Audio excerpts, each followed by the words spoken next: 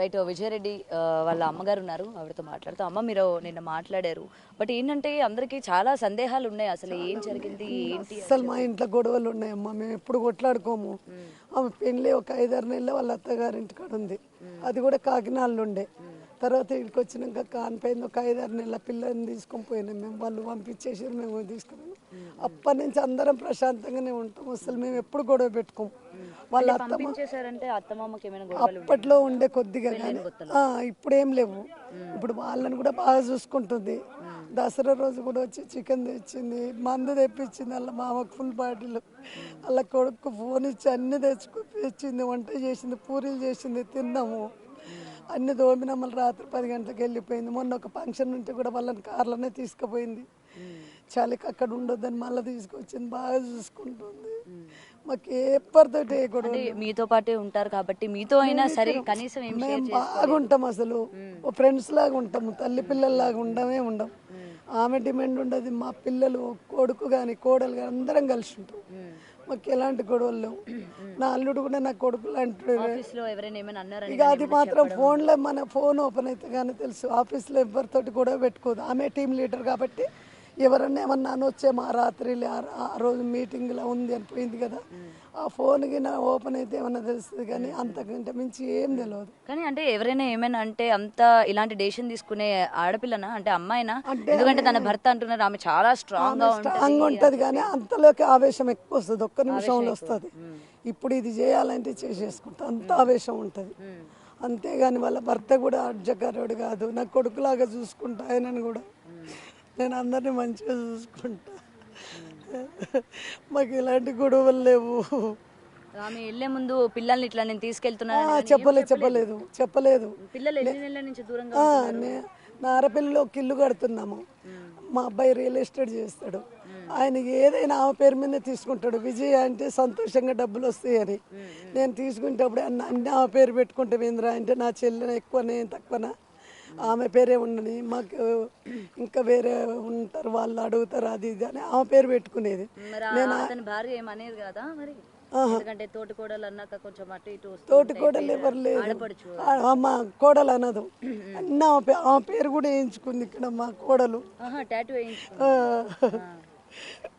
బాగా కలిసి ఉంటాం, ఆ పేరు మీద ఇల్లు కడుతున్నాము, కట్టి అమ్ముకుంటాడు ఆయన.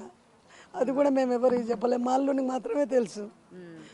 అంతేగాని ఏ గొడవలు లేవు, అన్నీ ఆమె పేరు మీదనే ఉన్నాయి. ఇప్పుడు మా మొత్తం మేము మా పేర్లో ఏ పెట్టుకోము మేము, కలిసి వస్తుందని చెప్పి మా పేరే ఉంటుంది. మా పేరు మంచిగా ఉండే కానీ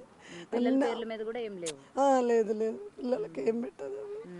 మేము ఆమె పేరు పెట్టుకొని బిజినెస్ చేసుకుంటాం. మా అబ్బాయి జాబ్ లేదు, అంతేగాని ఏ గొడవలు లేవమ్మా. ఆస్తి గొడవలు కానీ అస్సలు లేవు. అస్సలకే ఉండయి. ఆమె అడగక ముందు ఆయన ఇచ్చేస్తాడు ఏదైనా, నీ తర్వాతే నాకు అంటాడు ఆయన అట్లాంటోడు కాదు. మా కోడలు కూడా నా కూతురులాగానే, అల్లుడు కూడా బిడ్డలాగానే, కానీ అట్లా మేము తేడాలు ఈ రోజు వరకు లేవు. మేము ఉప్పల్లో చిన్న ఇల్లు ఉంటుంది, అయినా కూడా 10 సంవత్సరాలు మా దగ్గరే ఉంది. బీటెక్ మొత్తం మా దగ్గర ఉండే చదువుకుంది, తర్వాత జాబ్ కూడా మా దగ్గర నుంచి చేసుకుంటున్నాం. అంతేగాని గొడవలు లేవు మాకు. ఏం చెప్పాలమ్మా మేము, ఏ గొడవలు లేవు. ఈయన మా అక్క కొడుకు, ఈయన అంటే చాలా ఇష్టం ఆమెకు. మీతో అయినా ఏమైనా మాట్లాడారా? 5-6 మంత్ అవుతుంది, నాకు టచింగ్ లేదు, ఫోన్ టచింగ్ లేదు. వీళ్ళ ఇంట్లో మా ఊర్లో పండుగ చేసాం, ఉప్పలం పండుగ చేస్తే మా చెల్లి వాళ్ళ ఇంటికి వెళ్ళి పండుగ ఉంది రారా అంటే వచ్చింది, 2 days ఉన్నది, పోయింది. మళ్ళీ ఇప్పటి వరకు మళ్ళీ ఫోన్ టచింగ్ కానీ ఏం లేవు, అసలు ఏముండవు. ఈ మధ్య బాగా చూసుకుంటుంది, వాళ్ళని కూడా బాగా చూసుకుంటుంది. దసరా రోజు కూడా వచ్చింది, మందు తెప్పించింది, వాళ్ళ మామకు చికెన్ తెప్పించింది, వంట చేసింది, అన్నీ తిని తాగి 10 గంటలకు వెళ్ళిపోయినాము. ఏ గొడవలు లేవు ఇప్పటికి. వీళ్ళ ఇంటికి వస్తూ ఉండేనా? ఎవరింటికి? అల్లుడింటికి. మొన్న దసరా అప్పుడు అందరం వచ్చినాం, మా అమ్మాయి, నేను, మనమరాలు స్వర్ణగిరి పోయి అట్లే వచ్చి అన్నీ తెప్పించింది. పండ్లు తీసుకున్నాం, ఈయన్నే అన్ని రకాల పండ్లు తీసుకొని పోయినా. ముసలాయన తింటాడు అనేది అన్నీ తీసుకొని పోయి ఫోన్ ఇచ్చింది, వాళ్ళ అబ్బాయికి ఫోన్ ఇచ్చి మందు తెచ్చుకుంటే మా మనోడు మందు వాళ్ళు ఏంటంటే ప్రతి ఒక్కరు సరే అందరికి చెప్పకపోయినా తల్లితోనే కలిసి ఉంటుంది కాబట్టి తల్లికైనా ఏమైనా చెప్పిందేమో షేర్ చేసుకుంటే చెప్పితే నేను చెప్పేస్తా. అట్లా నాకు ఏది చెప్పలే, ఆఫీస్ 2 రోజులు ఆఫీస్ పోతుంది, మొత్తం ఇంట్లో నుంచే చేస్తుంది. ఫ్రమ్ హోమే. ఆన్లైన్లో కూడా వీడియో కాల్ అందరు మాట్లాడుతుంటే నేను ఆన్నే ఉండేది బెడ్ కాడ. మరి ఆ రోజు మాత్రం ఏమైంది తెలియదు. అంతకంటే ముందు వచ్చింది ఆమెకి అంతకు ముందు, అంటే మీ ఇంట్లోనే ఉంటారు కాబట్టి అప్పుడు టీ తాగేటప్పుడు ఏదో ఫోన్ వచ్చింది, నాకు టీ ఇచ్చింది, నేను తాగుతున్నా. ఆఫీసర్లు డ్యూటీకి ఏమన్నా మాట్లాడుతున్నారేమో అని అట్లా వినిపించుకోలేదు. ఫోన్ వచ్చినాక 1/2 అవర్ చాయ్ పెట్టింది, ఆమె తాగింది, నాకు ఇచ్చింది, ఇంకెళ్ళిపోయింది అంతే. అంతేగాని మా ఇంట్లో కొట్లాటలు నీది నాది ఏ రోజు చూసుకోలేదు. నాకు కుప్పలు ఇల్లు అయినా ఇల్లు అయినా అంత సమానం. పిల్లలకి ఏం చెప్పింది? పిల్లలు అసలు తల్లి చెప్పిన మాట బాగా వింటారా? ఎవరో చనిపోయినరు అని చెప్పిందట హాస్టల్. ఆయనను గట్కేసల్లో తీసుకొని పట్టణ చెరువు పోయి ఆమెకు కూడా ఇట్లా చెప్పిందట ప్రిన్సిపల్కి. మా చుట్టాలు చనిపోవాలి, అరే నిన్ననే తోలిపోయినావు కదమ్మా అంటే, లేదు చుట్టాలు చనిపోయిన రేపు తీసుకొస్తా అని తీసుకొని పోయింది. నేను రాత్రి 11:30కి మళ్ళీ డౌట్ వచ్చి ఎందుకు ఇప్పుడు పోయింది, ఇవాళ ఇంట్లో నుంచి కదని 11:30కి ఫోన్ చేస్తే పిల్లలు తీసుకొని పార్టీకి పోతున్నా అన్నది. నాకు తెలియని పార్టీ ఏం పార్టీ నాన్న, నేను కూడా వస్తుంది నా పార్టీకి అన్నది. నేను వస్తుంటే కదా నాన్న అంటే, నువ్వేం వద్దులే మేము ముగ్గురమే పోతున్నాం అన్నది. అంతే. ఇక లాస్ట్ ఫోన్లు ఎత్తలేదు, నైట్ అంతా చేసుకుంటూనే ఉన్నా, ఎత్తలేదు. తెల్లారి 8 గంటలకు మా అబ్బాయికి ఫోన్ చేసారు వాళ్ళు. అంతకు తప్ప ఏ గొడవలు లేవమ్మా. రాత్రి మీరు టెన్షన్ పడ్డం కానీ మీ అబ్బాయికి ఫోన్ చేసి ఇంటికి రమ్మన్నాం అప్పుడప్పుడు పోతుంటుంది కదా, అప్పుడప్పుడు కొంచెం భయం అవుతుంది. కారు తీసుకొని పోయి ఈ మధ్యలోనే నేర్చుకుంది బాగా.